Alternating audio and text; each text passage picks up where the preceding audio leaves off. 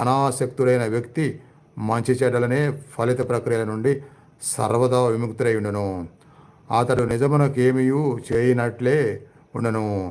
ఇది అకర్మకు అనగా ఫలాపేక్ష లేని కర్మలకు చిహ్నము. అందుచే కృష్ణ చైతన్య రహితమైన ఏ పని అయినను కర్తను బద్ధునిగా చేయును. ఇది ఇంతకుముందు వివరింపబడినట్లు వికర్మ యొక్క నిజమైన స్వరూపము.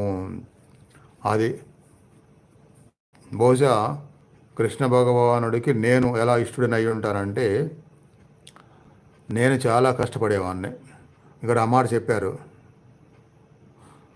అతడు తన ధర్మమును తన శక్తి కొలది చేయొచ్చు, అంతేను కృష్ణునికి అర్పించను.